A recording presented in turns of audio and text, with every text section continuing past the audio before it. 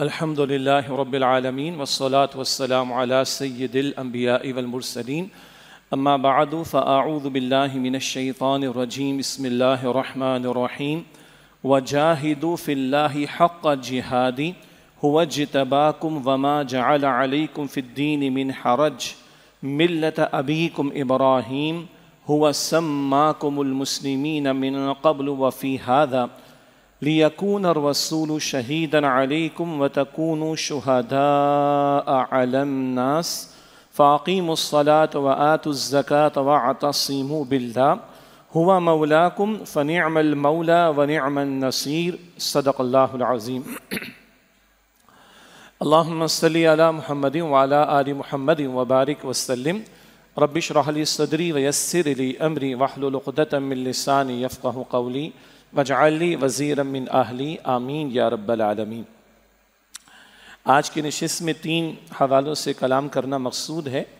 ایک ماہ محرم الحرام جس کا آغاز ہو چکا اور قمری اعتبار سے نئے سال کا آغاز ہجری اعتبار سے اس پر کچھ کلام کریں گے انشاءاللہ۔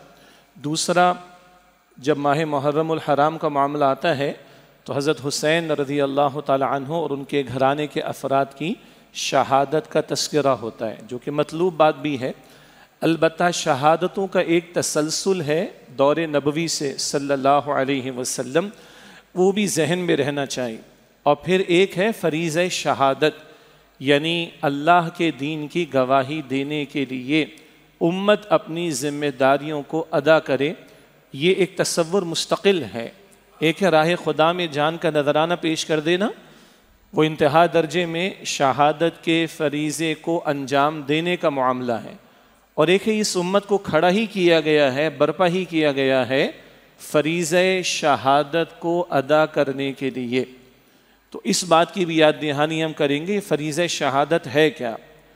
اور آج ہمارے یہاں ماہ محرم الحرام میں ایک طبقہ تو خرافات و بدعات میں پڑا ہے، اور پھر یہ کہ چھٹیوں کا تصور، اور پھر یہ کہ ملک کی کیفیت ایسی ہو جائے کہ حالت جنگ میں ہو اور لوگ بیچارے گھروں میں محصور ہو کر رہ جائیں۔ پھر ایک طبقہ ہے کہ جس کو کھانے پینے کا شوق لگا ہوا ہے ان ایام کے اندر۔ یہ خرافات ہم منا رہے ہیں، اور کہاں امام الانبیاء صلی اللہ علیہ وسلم ماہ محرم میں کچھ اور کرنے کا ہم سے تقاضا کر رہے ہیں۔ تو اس کو بھی تھوڑا سا ہم سمجھیں گے، اور فریضہ شہادت کا تذکرہ بھی۔ اگلی اور آخری بات، وہ پوری امت کا ایک مسئلہ ہے، عقیدہ ختم نبوت کے تحفظ کا معاملہ، اور اس کے اعتبار سے گزشتہ دنوں میں سپریم کورٹ کی طرف سے ایک فیصلہ دیا گیا، جس پر بہرحال عوام کے جذبات ان سے کھیلا گیا، اور چیف جسٹس آف پاکستان کو بھی توجہ دلائی گئی۔ پھر انہوں نے کچھ اداروں سے، جن میں قرآن اکیڈمی لاہور بھی شامل ہے، اور دیگر علماء کرام سے رائے لی، وہ آراء بھی پیش کر دی گئیں، اس کی سماعتیں بھی ہو گئیں۔ مگر وہ جو قادیانی ہے مبارک ثانی، جس کا کیس چل رہا تھا، اس کے بارے میں فیصلہ اب تک محفوظ ہے۔ تو آج پھر جمعے کی گفتگو میں چیف جسٹس آف پاکستان کا بھی ذکر آئے گا، اور آج جب ہم فریضہ شہادت کی بات کریں گے، جو میں نے بھی انجام دینا ہے، آپ نے بھی انجام دینا ہے، جو چیف جسٹس نے بھی انجام دینا ہے، جو ملک کے سپہ سالار نے بھی انجام دینا ہے، اور ملک کے حکمرانوں نے بھی انجام دینا ہے، اس ذیل میں چیف جسٹس آف پاکستان اور سپریم کورٹ کا تذکرہ بھی آ جائے گا کہ خدا کے بندو اس فیصلے کو جلد سناؤ، اور وہ فیصلہ جو کتاب و سنت کی تعلیم اور امت کے اجماع یعنی کنسنسس کے مطابق ہو، اور عقیدہ ختم نبوت کا تحفظ کیا جائے۔ یہ تذکرہ بھی، یہ تیسرا حصہ ہے گفتگو کا مختصر انشاءاللہ، وہ آج کی نشست میں آئے گا۔ سب سے پہلے ماہ محرم الحرام ہمارے لیے بنیادی رہنمائی قرآن حکیم فرماتا ہے سورۃ الاحزاب کی آیت نمبر 21 میں، لَقَدْ كَانَ لَكُمْ فِي رَسُولِ اللَّهِ أُسْوَةٌ حَسَنَةٌ، یقیناً تمہارے لیے رسول اللہ صلی اللہ علیہ وسلم کی زندگی میں بہترین نمونہ موجود ہے۔ کوئی مہینہ ہو، کوئی دن ہو، کوئی رات ہو، کوئی مقام ہو، اس کی فضیلت اگر ملے گی تو وہ اللہ کے کلام سے ملے گی اور رسول اللہ کی تعلیم سے ملے گی علیہ السلام۔ اور دین اللہ تعالیٰ نے رسول اللہ پر مکمل فرما دیا صلی اللہ علیہ وسلم۔ حجۃ الوداع کے موقع پر آیت کا نزول ہو گیا سورۃ المائدہ کے شروع میں، الیوم اکملت لکم دینکم، آج کے دن میں نے تمہارے لیے تمہارے دین کو مکمل فرما دیا۔ تو محرم الحرام کا مہینہ، اس کی کوئی عظمت ہے، کوئی فضیلت ہے، کوئی اہمیت ہے، کوئی خاص کرنے کا کام ہے، یہ رسول اللہ کے دور سے ملے گا صلی اللہ علیہ وسلم، اور مل جاتا ہے ہمیں۔ باقی جو اضافے ہم نے کر رکھے، خرافات اور بدعات اور رسومات، یہ ہمارا ماحول، ہمارا معاشرہ، ہمارا طرز عمل ہے۔ اللہ تعالیٰ ان خرافات و بدعات سے ہماری حفاظت فرمائے۔ پہلی بات، محرم الحرام کا مہینہ قمری اعتبار سے جو 12 مہینے ہیں، قمری سال جسے ہم کہیں، لونر کیلنڈر جسے ہم کہیں، تو پہلا مہینہ محرم الحرام کا ہے، سب کو معلوم۔ دوسری بات ہے کہ قرآن کریم 4 مہینوں کی حرمت کا ذکر فرماتا ہے۔ یہ حرمت اور احترام عربوں میں بھی تھا، اور نبی اکرم صلی اللہ علیہ وسلم کے آنے کے بعد جب شریعت آپ کو عطا ہو رہی ہے تو ہماری شریعت میں بھی ان 4 مہینوں کی حرمت کو برقرار رکھا گیا۔ ایک رجب کا مہینہ معروف تھا، اور وہ عربوں میں معروف تھا عمرے کو ادا کرنے کے لیے، اور 3 مہینے لگاتار ہیں، ذی القعدہ، ذی الحجہ اور محرم۔ یہ 3 لگاتار کیوں ہیں؟ ذی الحجہ کے مہینے میں حج کی ادائیگی وہ ابراہیم علیہ السلام کے دور سے چلی آ رہی تھی، عربوں میں بگاڑ پیدا ہو گیا تھا، اس کی اصلاح رسول اللہ نے فرما دی علیہ السلام، اور مناسک حج بھی آپ نے امت کو سکھا دیے۔ البتہ دور دراز کا سفر ہوتا تھا، 1 مہینہ کم و بیش آنے میں لگ گیا، 1 مہینہ جانے میں لگ گیا، اور درمیان میں ذی الحجہ کا مہینہ۔ تو ذی القعدہ، ذی الحجہ اور محرم، یہ 3 مہینے یہ بھی حرمت والے۔ تو رجب اور 3 یہ لگاتار، ذی القعدہ، ذی الحجہ، محرم، یہ 4 مہینے حرمت والے کہلاتے ہیں۔ ان کا یہ حرمت اور احترام عربوں میں بھی تھا، اور ہماری شریعت میں بھی اس کی حرمت کو برقرار رکھا گیا۔ یہ دوسری بات ہے، معاف کیجیے گا، یہ دوسری بات ہے ماہ محرم کے تعلق سے۔ پہلی بات، یہ پہلا مہینہ ہے قمری سال کے اعتبار سے، اس کی بھی اپنی تاریخ ہے کہ اس کا آغاز سیدنا عمر رضی اللہ تعالیٰ عنہ کے دور سے ہوا، تفصیل کا موقع نہیں۔ دوسری بات، یہ 4 حرمت والے مہینوں میں شامل۔ تیسری بات، اس کے آغاز پہ کیا کرنا چاہیے؟ اب آج مسلمانوں میں ایک ٹرینڈ یہ بن گیا ہے کہ چلو مغرب سے ایک چیز آئی ہوئی اچھی نہیں لگ رہی تو اس کو اسلامائز کر دو۔ یعنی ہمارے بعض دانشوروں نے کہہ دیا کہ وہ لوگ 14 فروری کو ویلنٹائنس ڈے مناتے ہیں، غلط بات ہے بھائی، نہیں منانا چاہیے۔ تو چلو 14 فروری کو بیگمات کو لے کر ہم ہوٹل جاتے ہیں اور کھانا کھا کے 14 فروری منا لیں، کیا ضرورت ہے اس تکلف کی؟ سال کے 365 دن ہے، بیگم کے ساتھ بیٹھ کے کھانا کھا لو، گھر والوں کے ساتھ بیٹھ کے کھانا کھا لو۔ یہ جو ٹرینڈ ہے نا، وہاں سے جو کچھ آ رہا اس کو اسلامائز کر دیں۔ اب کیا کیا اسلامائز کرنے کی بات ہو رہی ہے، بعض باتیں زبان پر لاتے ہوئے بھی جھجک آتی ہیں، لیکن ایک تصور ہے دسمبر کی 31 کا سال ختم ہو رہا ہے، وہ لوگ شرابیں پیتے ہیں، ناچ کود کرتے ہیں، پھر ایکسیڈنٹ بھی ہوتا ہے، فائرنگ ہوتی ہے، لوگ مارے جاتے ہیں۔ ہمارے بھی تصور آ گیا، اور ہمارے بھی آپ یہ جو ہمارے گورنمنٹ ہاسپٹلز ہیں، جنا ہاسپٹل ہے، سول ہاسپٹل ہے، نارتھ ناظم آباد میں عباسی ہاسپٹل ہے ناظم آباد میں، ذرا لوگوں سے پوچھیے کتنے لوگ جو ہیں وہ کیجویلٹیز وہاں پہ 31 دسمبر کو آتی ہیں، شرابیں بھی پیتے ہیں، فائرنگ بھی کرتے ہیں، ہلڑ بازی بھی کرتے ہیں، ان کی تقلید کرتے ہوئے، ان کی پیروی کرتے ہوئے۔ اب کچھ لوگوں نے کہا کہ نہیں، یہ تو غلط بات ہے، ہم نیو ایئر منائیں گے 1 محرم کو، انا للہ و انا الیہ راجعون۔ اب میسیجز کیا آتے ہیں؟ Happy new Islamic year. اور نہیں بھائی، شمسی سال جو جنوری سے دسمبر ہم چلتے ہیں وہ بھی سورج کی موومنٹ کے مطابق ہے، اور وہ سورج بھی اللہ کے حکم کے تابع، وہ غیر اسلامی نہیں ہے۔ ہاں، قمری سال کی اپنی اہمیت ہے، اس کی تاریخ کا یاد رکھنا فرض کفایہ ہے، بعض مسلمانوں کو یاد رہنی چاہیے۔ ہماری شریعت کے بعض احکامات قمری تاریخ سے منسلک ہیں، رمضان کا آغاز، رمضان کا اختتام، عید الفطر کا تعین، عید الاضحیٰ کا تعین، حج کے مہینوں کا تعین۔ ایک خاتون کی عدت کی مدت ہے 4 مہینے 10 دن بیوہ کی، تو 4 مہینے 10 دن وہ قمری تاریخ کے اعتبار سے۔ زکوٰۃ سالانہ بنیادوں پر ہے، تو یہ سال قمری سال کے اعتبار سے معین ہوگا۔ تو شریعت کے بہت سارے احکامات قمری سال سے منسلک ہیں، قمری تاریخ سے منسلک ہیں، یہ اس کی اور اہمیت کا پہلو ہے۔ البتہ یہ تصور کہ ہم ہیپی نیو اسلامک ایئر کریں، یہ ہماری غلامانہ ذہنیت، معاف کیجیے گا اس چیز کو، اس بات کو میری، یہ غلامانہ ذہنیت ہے۔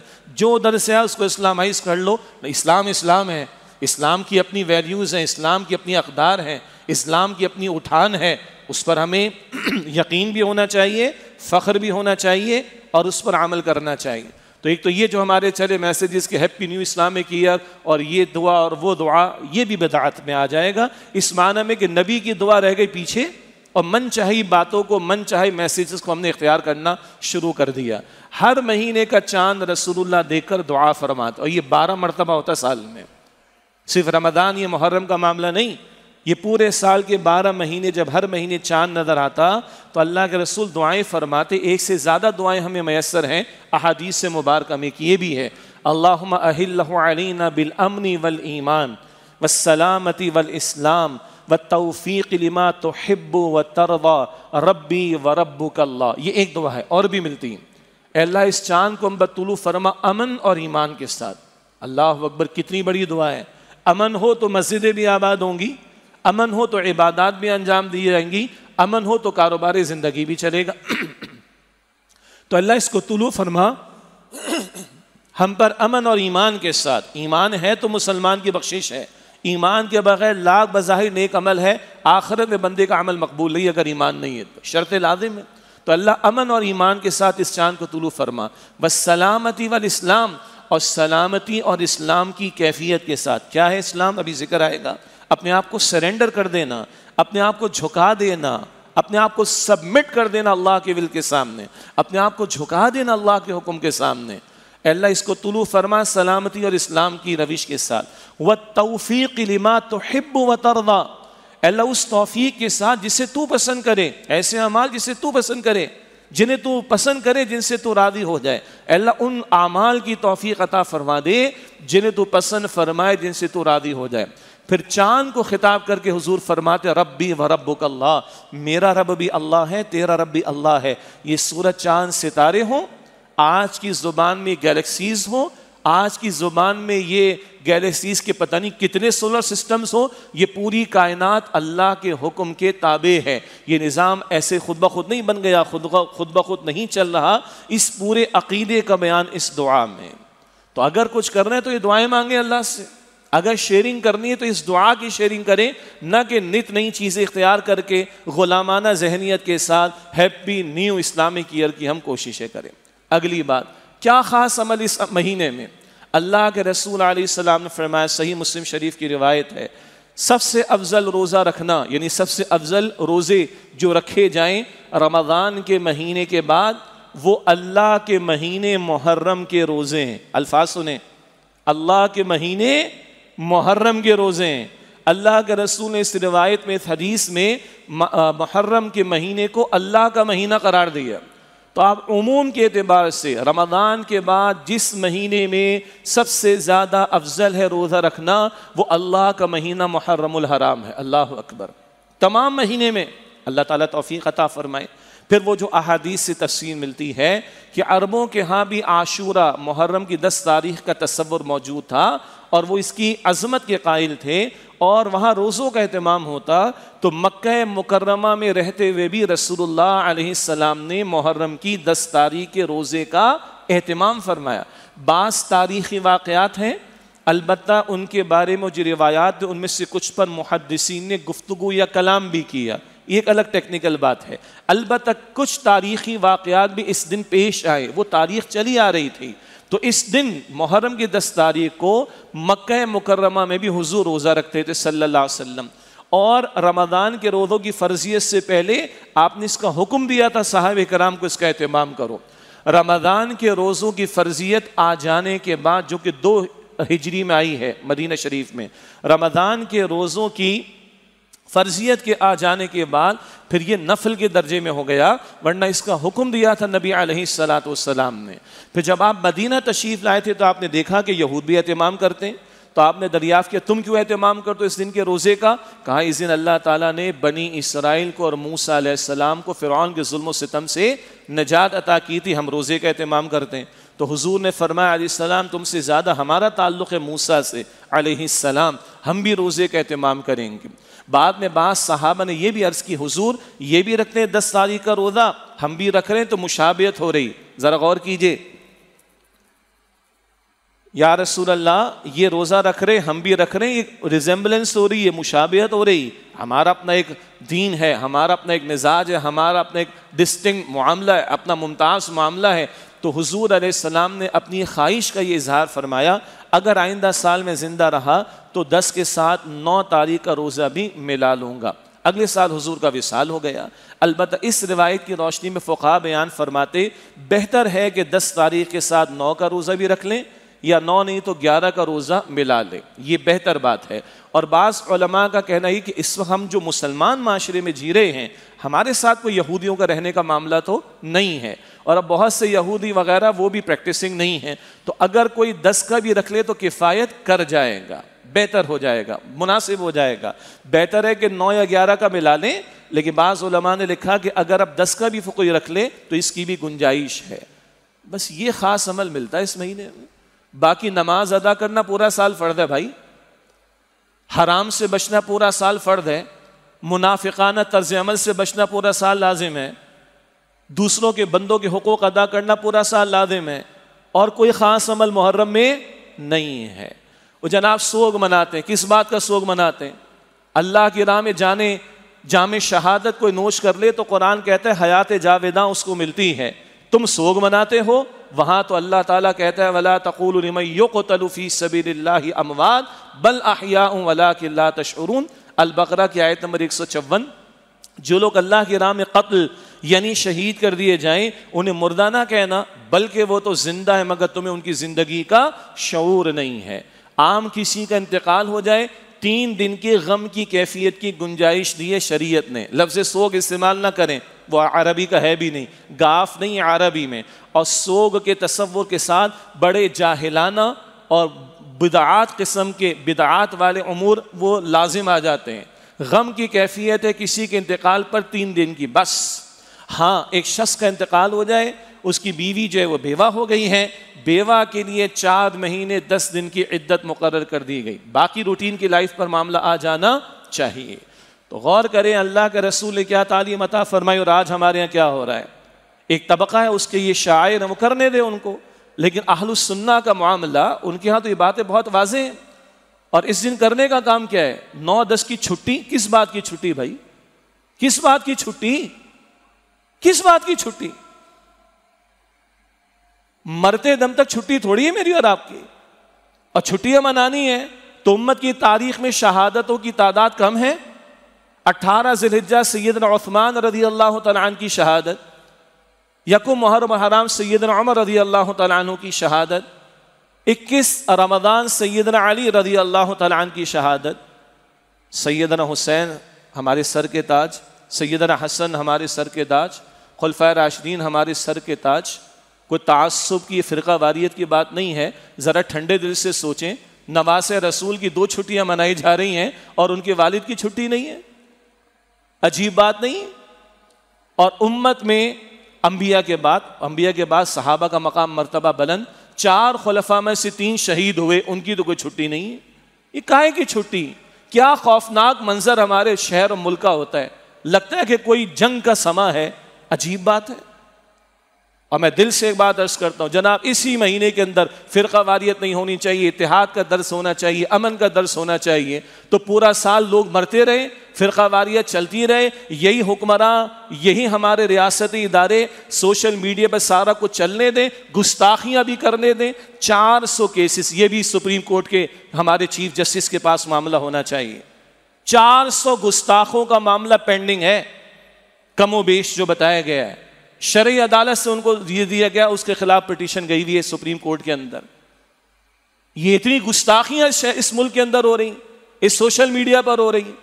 تو یہ 1 مہینے میں آپ کو خیال آتا ہے امن کا, سلامتی کا, فرقہ واریت نہیں ہونی چاہیے؟ کیا لوگوں کی جانیں باقی مہینوں میں ضائع ہوتی رہیں؟ اور جناب یہاں پر ایک خاص اعتبار سے یہ روٹ ہوگا اور یہ پروٹیکشن ہوگی, تو باقی جو لوگ مر رہے ہیں شہر کے اندر, اس ملک کے اندر, ان کی پروٹیکشن ریاستی اداروں حکمرانوں کی ذمہ داری نہیں.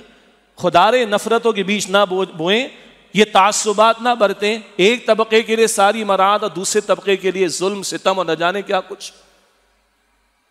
کیا حالت بنا رکھی ہے ہم نے. کہاں یہ حرمت والا مہینہ، کیا اس کے آغاز پر دعاؤں کا اہتمام، اور کچھ کرنا ہے تو روزوں کا اہتمام کرو، اللہ کے رسول نے اس کی تعلیم دی ہے صلی اللہ علیہ وسلم، نہ کہ بقیہ کو خرافات اور دیگر معاملات۔ رہا شہادت کا تصور، اب آئیے اس پر بات کر لیں۔ یہ بڑا جامع تصور ہے۔ ہاں، جو راہ خدا میں جان کا نذرانہ پیش کر دے، احادیث مبارکہ میں اکثر اس کے لیے شہید یا شہداء کا لفظ استعمال ہوا ہے، بالکل صحیح۔ شہادت عمر رضی اللہ تعالیٰ عنہ، شہادت عثمان رضی اللہ تعالیٰ عنہ، شہادت علی رضی اللہ تعالیٰ عنہ، شہادت حسین رضی اللہ تعالیٰ عنہ، بالکل صحیح۔ البتہ قرآن حکیم میں اکثر راہ خدا میں جان کا نذرانہ پیش کرنے والے کے لیے قتل کا لفظ آتا ہے۔ سورہ البقرہ کی آیت 154 ابھی آپ کے سامنے پیش کی گئی، وَلَا تَقُولُوا لِمَن يُقْتَلُ فِي سَبِيلِ اللَّهِ أَمْوَاتٌ، جو لوگ اللہ کی راہ میں قتل کر دیے جائیں، مراد شہید، انہیں مردہ نہ کہنا، بل احیاء، بلکہ وہ زندہ ہیں، وَلَٰكِن لَا تَشْعُرُونَ، مگر تمہیں ان کی زندگی کا شعور نہیں ہے۔ پھر قرآن حکیم میں شاہد کا لفظ رسول اللہ کے لیے آیا صلی اللہ علیہ وسلم، قرآن حکیم میں شہید کا لفظ رسول اللہ کے لیے آ رہا ہے صلی اللہ علیہ وسلم، قرآن حکیم میں شہداء کا لفظ میرے اور آپ کے لیے، امت کے لیے استعمال ہو رہا ہے، تو سمجھنا پڑے گا کیا مطلب ہے شہادت کا۔ ہم دوسرا کلمہ پڑھتے ہیں، دویم کلمہ شہادت، شہادت معنی گواہی نا، اشہد ان لا الہ الا اللہ، کیا ترجمہ کرتے ہیں؟ میں قتل ہوتا ہوں کہ اللہ ایک ہے؟ نہ، میں گواہی دیتا ہوں کہ اللہ سبحانہ و تعالیٰ اس کے سوا کوئی معبود نہیں، وحدہ لا شریک لہ، وہ وحدہ ہے، یعنی اس کا وہ اکیلا ہے اور اس کا کوئی شریک نہیں۔ تو شہادت کا ترجمہ گواہی کا، گواہی دینے کے معنی میں یہ رسول اللہ کے لیے شاہد کا لفظ بھی قرآن کریم میں آیا صلی اللہ علیہ وسلم، شہید کا لفظ بھی آیا، اور امت کے لیے شہداء کا لفظ بھی آیا ہے۔ چنانچہ سورہ احزاب کی آیت نمبر 45 اور 46 میں بڑے 5 پیارے کلمات ہیں، الفاظ ہیں، اور شان ہے رسول اللہ علیہ السلام کی جو بیان ہوئی، یا ایھا النبی انا ارسلناک شاہدا ومبشرا ونذیرا وداعیا الی اللہ باذنہ وسراجا منیرا، اے نبی علیہ السلام، ہم نے آپ کو شاہد بنا کر بھیجا، گواہی دینے والا، اور مبشر بشارت دینے والا، ونذیر ڈرانے والا، اللہ کے عذاب سے ڈرانے والا، اور وداعیا الی اللہ باذنہ، اور اللہ کے حکم سے اللہ کی طرف دعوت دینے والا، وسراجا منیرا، اور ہدایت کا روشن چراغ بنا کر بھیجا صلی اللہ علیہ وسلم۔ یہ 5 صفات، یہ ایٹریبیوٹس رسول اللہ علیہ السلام کے بیان ہو رہے ہیں، اور اللہ تعالیٰ لفظ شاہد حضور کے لیے استعمال فرما رہے ہیں صلی اللہ علیہ وسلم۔ اسی طرح سورہ حج کی میں نے ابتدا میں آیت تلاوت کی، مکمل آیت کا اس وقت بیان تو ممکن نہ ہو سکے گا۔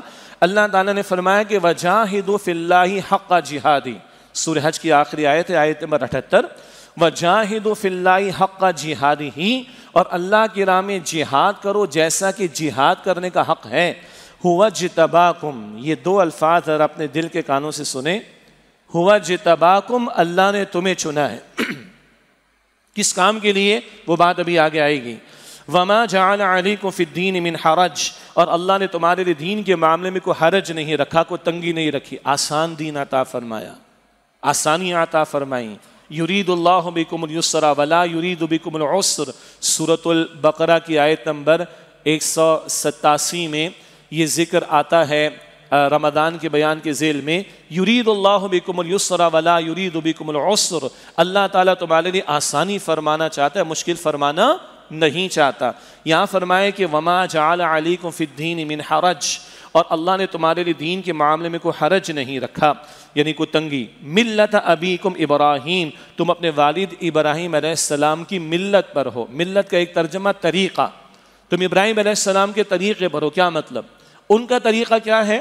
سورۃ البقرہ کی آیت نمبر 131 میں آتا ہے، اذ قال له ربه اسلم قال اسلمت لرب العالمین، جب ان سے ان کے رب نے فرمایا کہ اسلم، سرنڈر کر دو، جھک جاؤ، قال اسلمت لرب العالمین، انہوں نے عرض کی میں نے اپنے آپ کو جھکا دیا تمام جہان والوں کے رب اللہ کے سامنے۔ یہ جھکنا پوری زندگی کا، اور اس کی انتہا کیا تھی؟ ذی الحجہ کے مہینے میں قربانیاں ہم نے پیش کی، اس سے قبل یہ موضوع ہم نے سنا بھی ہوگا، جب ابراہیم علیہ السلام بیٹے کو ذبح کرنے کو تیار، اور ان کے صاحبزادے جناب اسماعیل علیہ السلام ذبح ہونے کو تیار، اللہ فرماتا ہے فلما اسلما، سورہ صافات میں، جب دونوں اسلام کی روش پر رہے، کیا مطلب؟ اسلام ہے جھک جانا، ہر وقت کا جھکنا، ہر آن کا جھکنا، 24/7 کا جھکنا، باپ ذبح کرنے کو تیار، بیٹا ذبح ہونے کو تیار۔ کتنے آرام سے خطیب یہ جملہ کہہ دیتا ہے، کتنے آرام سے سننے والے سن لیتے ہیں۔ ذرا اس باپ کی سطح پر جا کر تو سوچیں، اللہ اکبر کبیرہ، فلما اسلما، جب دونوں نے سرنڈر کر دیا، جھک گئے، باپ ذبح کرنے کو تیار، بیٹا ذبح ہونے کو تیار، واقعہ ہمارے علم میں ہے۔ یہ ہے اسلام، یہ ہے ملت ابراہیم، یہ ہے ابراہیم علیہ السلام کی میتھڈالوجی یا ان کا طریقہ یا ان کا راستہ۔ یہاں فرمایا ہم مسلمانوں کو تم اپنے والد ابراہیم علیہ السلام کے طریقے پر ہو، ہوا سماکم المسلمین، انہوں نے تمہارا نام مسلم رکھا تھا۔ جب دعا بھی کی تھی سورۃ البقرہ میں، خانہ کعبہ کے از سر نو تعمیر کے بعد ابراہیم علیہ السلام اور اسماعیل علیہ السلام دعا کر رہے ہیں، اور کیا دعا ہو رہی ہے؟ اللہ اکبر، ربنا وجعلنا مسلمین لک، اے اللہ، اے ہمارے رب، ہم دونوں کو اپنا مسلم بنا۔ وہ ابو الانبیاء، امام الناس ابراہیم علیہ السلام، اسماعیل ذبیح اللہ علیہ السلام، ان کے ذکر کو اللہ نے ہمیشہ کے لیے جاری رکھ دیا۔ اتنے عظیم پیغمبر بھی کیا دعا کر رہے ہیں؟ ربنا وجعلنا مسلمین لک، اے ہمارے رب، ہم دونوں کو اپنا مسلم بنا دے۔ اور ہم سے کو پوچھے تم کیا ہو؟ ہم مسلمان ہیں۔ کتنا بڑا دعویٰ ہے ہمارا۔ اور یہ جو شہادت کی بات آج ہو رہی ہے، یہ اسی دعوے کا ریفلیکشن نظر آنا چاہیے۔ میرا وجود، اللہ مجھے بھی توفیق دے آپ کو، میرا وجود گواہی دے میں مسلم ہوں اللہ کا، میں امتی ہوں محمد صلی اللہ علیہ وسلم کا۔ آپ کے میرے معاشرے گواہی دیں، یہ مسلمانوں کا معاشرہ ہے، یہ محمد مصطفیٰ کے امتیوں کا معاشرہ ہے۔ آپ کے میرے گھرانے، آپ کے میرے اسکول کالجز، آپ کی میری یونیورسٹیز، آپ کے میرے بزنس ہاؤسز، آپ کا میرا کارپوریٹ سیکٹر، آپ کی میری عدالتیں، آپ کی میری پارلیمنٹ، آپ کے میرے حکمراں، آپ کی میری مسجدیں، آپ کا میرا حکمراں، آپ کا میرا چیف جسٹس، آپ کے میرے ججز، آپ کا میرا سپہ سالار، آپ کے میرے ریاستی ادارے، کیا وہ نمونہ پیش کر رہے ہیں کہ وی آر مسلمس؟ کیا ہم نمونہ پیش کر رہے ہیں؟ یہ ہے شہادت کا فریضہ۔ کیا ہم نمائندگی کر رہے ہیں محمد رسول اللہ علیہ السلام کی؟ ہمارا وے آف ٹاک، ہمارا گفتگو کا انداز، ہماری خوشی، ہماری غمی، ہمارے شب و روز، ہماری مارکیٹس، ہمارا بزنس، ہمارے ایٹیٹیوڈز، ہمارے معاملات، ہمارا لین دین گواہی دے رہے ہیں مسلمان ہیں، گواہی دے رہے ہیں امتی محمد صلی اللہ علیہ وسلم کے۔ اوپر تک چلے جائیں، حکمرانوں تک چلے جائیں، ریاستی اداروں تک چلے جائیں۔ یہ ہے اسلام، اپنے آپ کو ٹوٹل سبمٹ کرنا اور اس کی ریپرزنٹیشن کرنا انسانیت کے سامنے۔ اب سنیں، اللہ فرماتا من قبل وفی ہذا، انہوں نے تمہارا نام مسلم رکھا۔ دعا عرض کر رہا تھا ان کی، ربنا وجعلنا مسلمین لک، اے ہمارے رب، ہم دونوں کو اپنا مسلم بنا، ومن ذریتنا امتا مسلمتا لک، اور ہماری اولاد میں ایک امت مسلمہ کو کھڑا کرے اللہ۔ نام مسلم رکھا تھا، آج ہم دیوبندی پہلے ہیں، بریلوی پہلے، اہل الحدیث پہلے، اور اس کے نیچے بھی نہ جانے کتنی برانچز ہو گئیں۔ کسی مدرسے سے تعلق ہونا، ادارے سے تعلق ہونا، استاد سے تعلق ہونا، سر آنکھوں پر، لیکن آپ کا میرا یہ اصل تعارف نہیں کہ میں دیوبندی ہوں۔ اللہ کے ہاں نجات دیوبندی ہونے پر، بریلوی ہونے پر، اہل الحدیث ہونے پر نہیں، مسلم ہونے پر ہے۔ ہاں، مسلم ہونے کا نمونہ وہ محمد رسول اللہ سے ملے گا صلی اللہ علیہ وسلم، ان کی تعلیم سے ملے گا۔ بڑا سوچیں، 2 ارب کلمہ پڑھنے والے تو مسلمان ہیں، اور 5.5-6 کم و بیش ارب ہوئے جنہوں نے کلمہ نہیں پڑھا۔ اتنا بڑا مشن جن کے کاندھوں پر ہے، وہ چھوٹے چھوٹے خولوں کے اندر بیٹھ کر سوچیں گے تو چھوٹے ہی رہیں گے۔ اب سنیے، کیوں جہاد کرنا ہے، مستقل محنت، کیوں اسٹرگل کرنی، کیوں اپنے آپ کو لگانا ہے، کیوں اپنے آپ کو کھپانا ہے؟ ہوا جتباکم، کیوں چنا ہے اللہ نے تمہیں، کس کام کے لیے چنا ہے اللہ نے تمہیں، کس مقصد کے لیے تمہیں امت بنایا، کس مقصد کے لیے اللہ تعالیٰ نے تمہیں کھڑا کیا؟ فرمایا لیکون الرسول شہیدا علیکم، تاکہ رسول اللہ علیہ السلام تم پر شہید ہو جائیں۔ شہید کا لفظ آ رہا ہے۔ وَتَكُونُوا شُهَدَاءَ عَلَى النَّاسِ، اور تم شہداء، شہید کی جمع شہداء، اور تم شہداء ہو جاؤ لوگوں پر، اور ایک ترجمہ ہے لوگوں کے خلاف، تاکہ کل تمہاری گردن نہ پکڑی جائے کہ انہوں نے پیغام نہیں پہنچایا تھا ہمیں۔ کیوں جہاد کرنا ہے؟ کیوں تمہیں کھڑا کیا گیا؟ کیوں تمہیں چنا گیا؟ تم رسول تم پر گواہ ہو صلی اللہ علیہ وسلم، اور تم لوگوں پر گواہ ہو جاؤ اللہ کے دین کے۔ حجۃ الوداع کا موقع، رسول اللہ نے خطبہ عطا فرمایا، بڑی قیمتی ہدایات امت کو عطا فرمائی، دین کے احکام کا ایک خلاصہ بھی سامنے آ گیا، قیامت تک کے لیے رہنمائی بھی ہمارے سامنے آ گئی۔ پھر اللہ کے رسول علیہ السلام نے پوچھا الا هل بلغت، اپنے صحابہ کرام سے، 1.25 لاکھ کم و بیش کا مجمع، کیا میں نے تم تک پیغام کو پہنچا دیے؟ ہر ایک نے عرض کیا یا رسول اللہ علیہ السلام، آپ نے حق وصیت، حق نصیحت، حق امانت ادا فرما دیا ہے۔ تب حضور علیہ السلام نے اپنے مبارک ہاتھ کی شہادت والی انگلی کو آسمان کی طرف بلند کیا اور عرض کیا اللہ تو گواہ ہے، اللہم اشہد، اللہ تو گواہ ہے، یہ گواہی دے رہے میں نے پہنچا دی۔ کیوں؟ حضور سے بھی کل پوچھا جائے گا، رسولوں سے پوچھا جائے گا، حضور گواہی دے کر گئے، گواہی لے کر گئے، گواہ بنا کر گئے، اللہ کو بھی گواہ بنایا، اللہ یہ گواہی دے رہے میں نے پہنچا دی۔ کیوں؟ قرآن پاک فرماتا ہے سورہ اعراف کے شروع میں فَلَنَسْأَلَنَّ الَّذِينَ أُرْسِلَ إِلَيْهِمْ وَلَنَسْأَلَنَّ الْمُرْسَلِينَ، یقیناً ہم ان سے بھی پوچھیں گے جن کی طرف پیغمبروں کو بھیجا گیا، پیغام پہنچا کیا کیا تم نے، اور یقیناً ہم پیغمبروں سے بھی پوچھیں گے پہنچایا کہ نہیں۔ رسولوں نے بھی جواب دینا ہے، امتوں نے بھی جواب دینا ہے، اس لیے اللہ کے رسول علیہ السلام نے گواہی دے بھی لی، صحابہ سے گواہی لے بھی لی، اور اللہ کو گواہ بنا بھی دیا۔ کیوں؟ کل حضور نے بھی اللہ کے سامنے جواب دینا، یا اللہ میں نے پہنچا دیا۔ کیسا پہنچایا ہے؟ اللہ اکبر کبیرہ۔ 23 برق تک قرآن کہتا ہے قم فانذر، اللہ کے رسول کھڑے ہو جائیے سورہ مدثر کے شروع میں اور انذار کیجئے لوگوں کو، اللہ کے عذاب سے ڈرائیے، وَرَبَّكَ فَكَبِّرْ، اپنے رب کی بڑائی کا بول بالا کیجئے۔ 23 برس کھڑے رہے رسول اللہ علیہ السلام، صرف تہجد کی نماز میں کھڑے نہیں رہے، صرف نماز کے قیام میں نہیں کھڑے رہے، طائف میں بھی کھڑے ہوئے ہیں، شیب ابی طالب میں بھی محصور کیے گئے، ہجرت کی رات بھی اللہ کے رسول کھڑے ہوئے ہیں، ساری مشقتیں جھیلی ہیں، بدر میں بھی کھڑے ہوئے ہیں، احد میں بھی کھڑے ہوئے ہیں، پیٹ پر پتھر بھی باندھے ہیں، فاقے بھی برداشت کیے ہیں، تب آج میں اور آپ مسلمان۔ حضور تو گواہی دے گئے، صحابہ سے گواہی لے لی، اللہ کو گواہ بنا لیا۔ پھر آپ نے کیا فرمایا؟ فَلْيُبَلِّغِ الشَّاهِدُ الْغَائِبُ، آج جو تم میں سے موجود ہے جن تک پہنچ گیا ان لوگوں تک پہنچائیں جو یہاں پر موجود نہیں ہیں۔ یہ اللہ کے رسول کی ذمہ داری امت کے کاندھوں پر ہے۔ آج میں اور آپ اس کام کے لیے کھڑے کیے گئے، اور امتی وہی ہوگا یہ کام کرے گا۔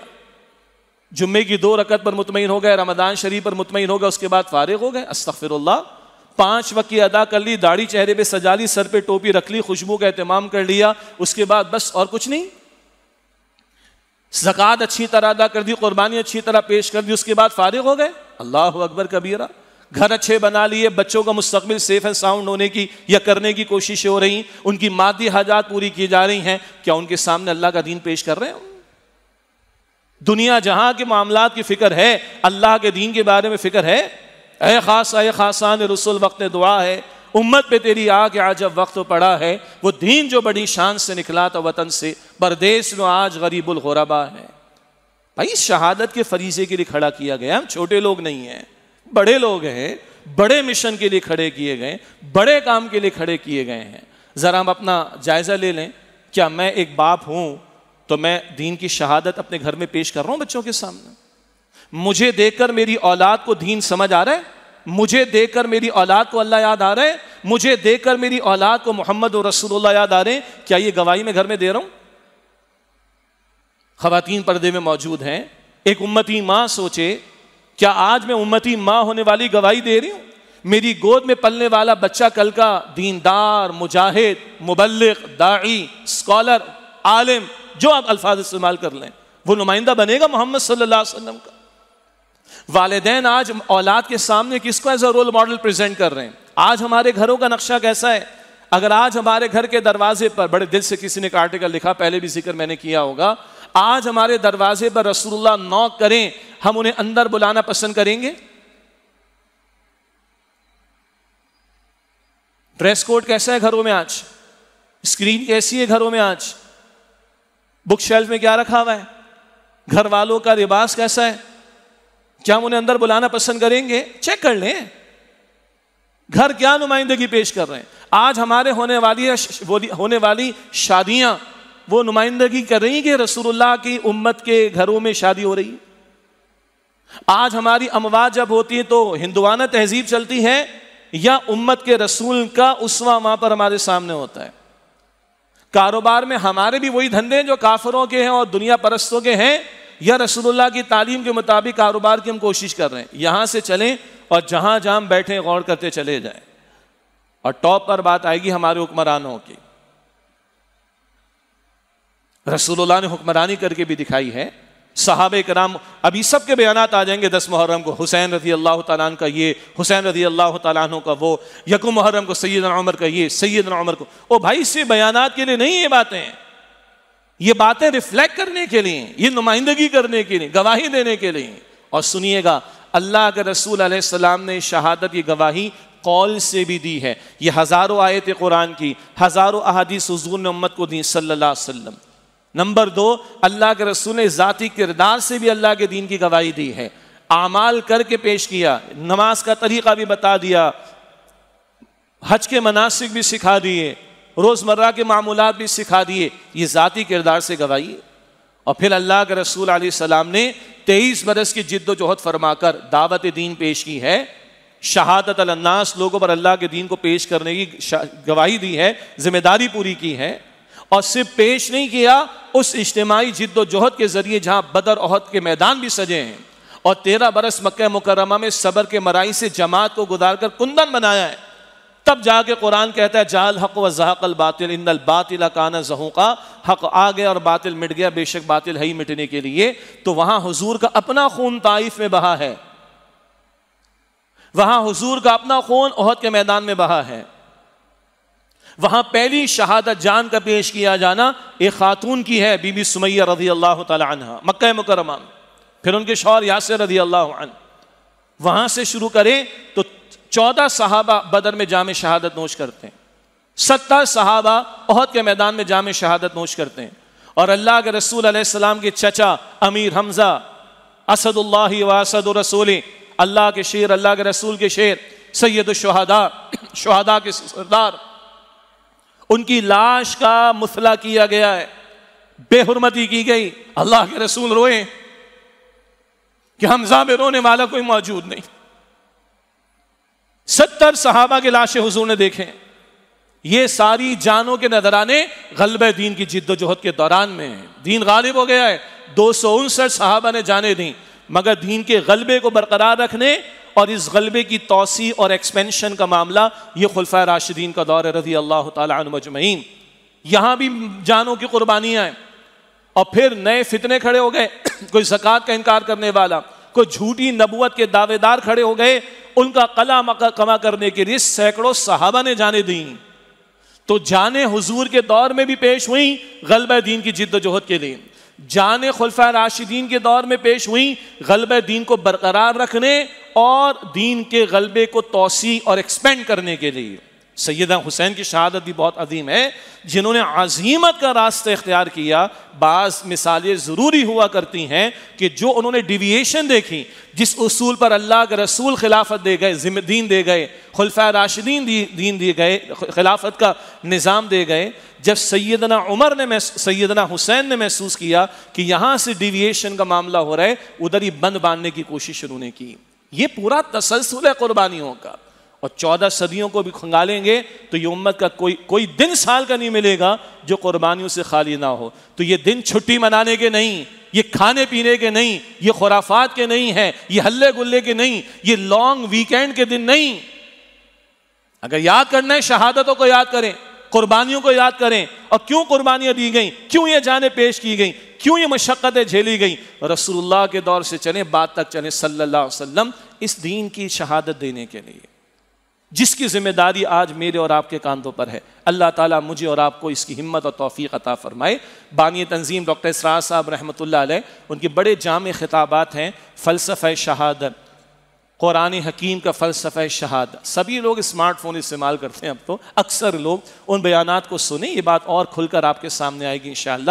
اسی طرح ان کے خطاب ہے کتابچے کی صورت میں، سانحہ کربلا، اس کے بھی کچھ حقائق تاریخ کے اعتبار سے وہ اس میں آپ کو میسر آئیں گے. لیکن کرکس آف دا میٹر کیا ہے؟ چھٹی نہیں، ہاں ہلا گلا نہیں، خرافات نہیں، کھانا پینا نہیں، محنت. آج ذلیل ہے امت اس زمین پر. کیوں؟ اس نے کام چھوڑا ہوا ہے شہادت والا. اور یہ فریضہ شہادت اپنی زبان سے دین پیش کرنا، اپنے کردار سے دین پیش کرنا، اور ایک اجتماعی جد و جہد سے اللہ کے دین کو قائم کرنے کی جد و جہد کرنا۔ اشارتاً ایک بات آگے، لیکن بہرحال جو چیف جسٹس صاحب نے فیصلہ کرنا ہے، فیصلہ محفوظ انہوں نے رکھا ہوا ہے، وہ جو قادیانی مسئلے کے بارے میں مبارک ثانی کا قصہ اور اس کا پورا کیس پہلے بھی ہم بات کر چکے ہیں۔ پچھلے اتوار کو ایک آل پارٹیز کانفرنس ہوئی تھی لاہور میں، اور تمام مکاتب فکر کے علماء اور وکلاء بھی وہاں پر موجود تھے۔ سب کا بھرپور مطالبہ چیف جسٹس آف پاکستان سے، آپ اور فیصلے بھی کر رہے ہیں، یہ فیصلہ اہم ہے۔ قادیانیوں کے بارے میں کوئی نرم گوشہ نہیں، یہ ایک بالکل دین اسلام سے فارغ لوگ ہیں، اور یہ طے شدہ بات ہے 1974 میں جب ہمارے ہاں قانون ساز اسمبلی نے ان کو غیر مسلم قرار دیا۔ یہ اپنے آپ کو مسلمان نہیں کہلا سکتے، یہ اسلامی شعائر کو، مسجد ہے وغیرہ، اس کو اختیار نہیں کر سکتے۔ اس بارے میں بھی 1984 کا آرڈیننس امتناع قادیانیت کا موجود، اور جو مسئلہ چلا تھا کہ جناب وہ قادیانی عقائد پر مبنی تفسیر کو شائع، اس کو تفسیر کہنا بھی غلط ہے، یہ الفاظ استعمال نہیں کر سکتے قادیانی۔ اس سب کے بارے میں سماعتیں ہو چکی ہیں، سارے دلائل آ چکے ہیں تمام مکاتب فکر کے علماء کی طرف سے۔ اب چیف جسٹس آف پاکستان اور 3 ججز کا جو بینچ ہے، ان کی ذمہ داری فیصلہ کریں۔ اور میں دل سے ایک بات عرض کرتا ہوں، یہ کھلواڑ کر رہے ہیں، نہ سود کے معاملے کے بارے میں یہ سیریس ہیں، نہ یہ قادیانیت کے مسئلے کے بارے میں سیریس ہیں۔ 400 گستاخوں کا معاملہ اٹکا ہوا ہے جن کی سزا نافذ ہونی چاہیے، یہ اس کے بارے میں بھی سیریس نہیں۔ اگر آپ یہ ججز اور ہمارے ریاستی ادارے اگر یہ قانون کی پاسداری نہیں کرتے تو پھر وہ ہوتا ہے جو لوگ کرتے ہیں، پھر کوئی قانون ہاتھ میں لیتا ہے، پھر کہا ہے کہ کچھ وکلاء نے کسی مقام پر، پھر سلمان تاثیر کا واقعہ بھی پیش آتا ہے۔ تو اگر آپ لنگر آن کرتے ہیں، قانون کی پاسداری آپ نہیں کرتے اور شریعت کے مسلمہ واضح معاملات کے ساتھ کھلواڑ کریں گے، تو پھر لوگ اپنے ہاتھ میں قانون لیں گے، پھر یہ ذمہ داری بھی آپ کے کاندھوں پر آئے گی، اور آپ بھی امتی ججز ہیں، تو امتی ججز ہونے کا ثبوت پیش کریں، اور شہادت کے فریضے کو انجام دینے کے اس پہلو کو بھی آپ پائے تکمیل کو پہنچائیں۔ اللہ انہیں ہدایت دے اور ہم سب کو بھی ہدایت دے۔ وآخر دعوانا الحمدللہ رب العالمین۔